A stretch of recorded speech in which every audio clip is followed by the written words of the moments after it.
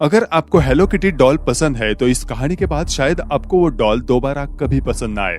दुनिया में बहुत से कत्ल होते हैं, हर एक मर्डर केस के पीछे कुछ न कुछ अजीब किस्सा होता है।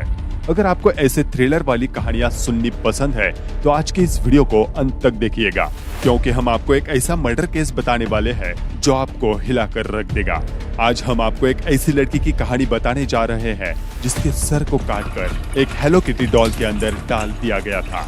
यह केस मई 1999 में शुरू हुआ, जब एक 14 साल की लड़की जिसका नाम था आह फोंग, वह लड़की हांगकांग के एक पुलिस स्टेशन में आई और उसने बताया कि एक औरत का भूत है जो उसे परेशान करता है।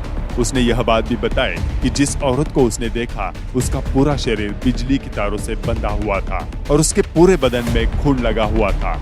पहले तो पुलिस ने उसकी बातों पर यकीन नहीं किया और उन्हें लगा कि वह ड्रग्स वगैरह लेती है, क्योंकि वह पहले कुछ अजीब लोगों के साथ रहा करती थी। लेकिन फिर उस लड़की ने बताया कि उस औरत के कत्ल में वह भी मिली हुई थी और उसे पता है कि वह लाश कहाँ है। वह लड़की ने यह बात भी बताई कि वह भूत हफ्तों से उसे डरा रही है और वो उसे तब तक नहीं छोड़ेगी जब तक वो अपना जुर्म कबूल नहीं कर लेती। पुलिस को अभी भी उसकी बातों पर पूरा यकीन नहीं हो रहा था। उसके बाद वो लोग उस लड़की के पीछे गए, एक बिल्डिंग में जो कोलुन एरिया में था। जब पुलिस वाले वहां पहुंचे तो उन्होंने देखा कि वो एक आम क्राइम सीन नहीं था। वो जगह हेलो किटी डॉल से भरी हुई थी। पूरा घर हेलो किटी स्टाफ डॉल से भरा हुआ था, लेकिन वहां बस एक ही ऐसी डॉल थी जो अलग लग रही थी।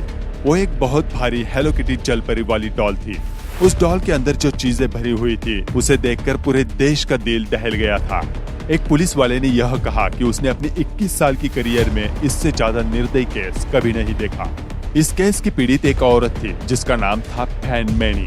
बहुत ही छोटी उम्र में ही उसके माँ बाप उसे छोड़कर चले गए थे। वो एक लड़कियों के अनाथालय में बड़ी हुई थी, जो एक बच्चे के लिए अच्छी जगह बिल्कुल भी नहीं थी। 16 साल की उम्र में अनाथालय वालों को लगा कि अब वो खुद को पाल सकती है और फिर उसे वहां से बाहर निकाल दिया गया। फैन के पास जाने के लिए कोई जगह नहीं थी और ना ही उसके पास कोई ऐसे गुण थे कि जिससे उसे कोई अच्छी नौकरी मिल जाए। वो सड़क पर ही रहती थी और जीने खाने के लिए उसे जो काम मिलता वो करती थी। उसे ड्रग्स की आदत लग गई।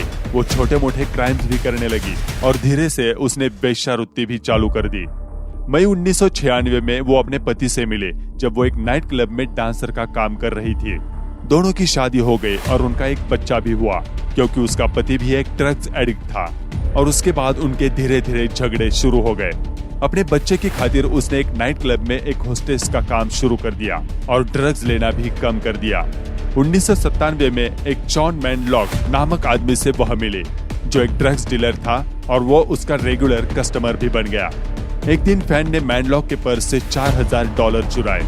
जैसे ही मैनलॉक को यह बात पता चली, उसने फैन को वो पैसे वापस करने को बोले और वह भी $10,000 ब्याज के साथ। फैन ने $4000 लौटा दिए और बाकी के पैसे लौटाने के लिए उसने थोड़ा समय मांगा।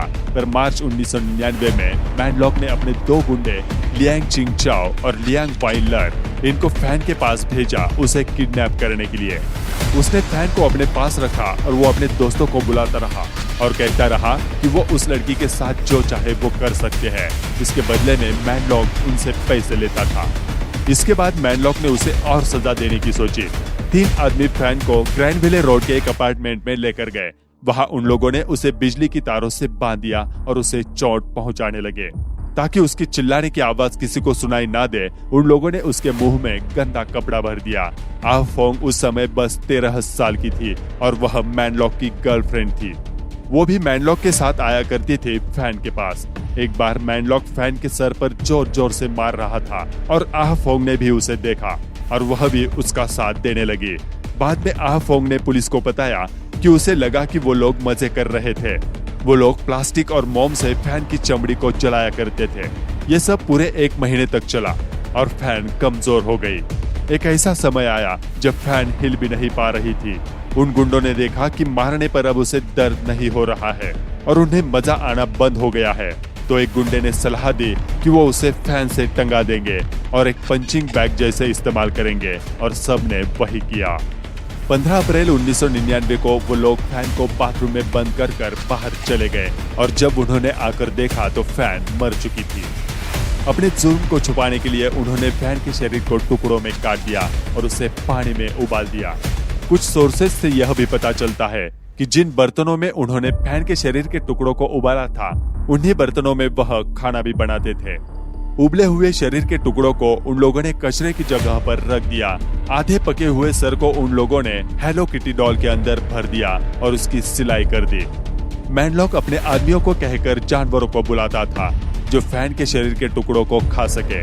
फैन के शरीर के अंदर के जो अंग थे उसे उन लोगों ने फ्रीज में स्टोर करके रखा हुआ था। पुलिस को यह सारी चीजें उस घर में मिली और 3 लड़कों को गिरफ्तार कर लिया गया। आ फोंग ने गवाही दी और सारी जानकारी भी। उन लड़कों ने जुर्म बिल्कुल भी कबूल नहीं किया और एक दूसरे को कसूरवार ठहराने लगे।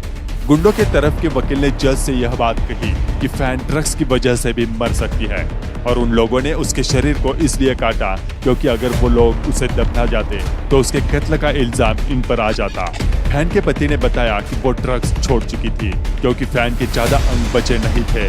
पुलिस और मेडिकल जांच वाले यह बात नहीं बता पाए कि असल में फैन की मृत्यु किस चीज से हुई।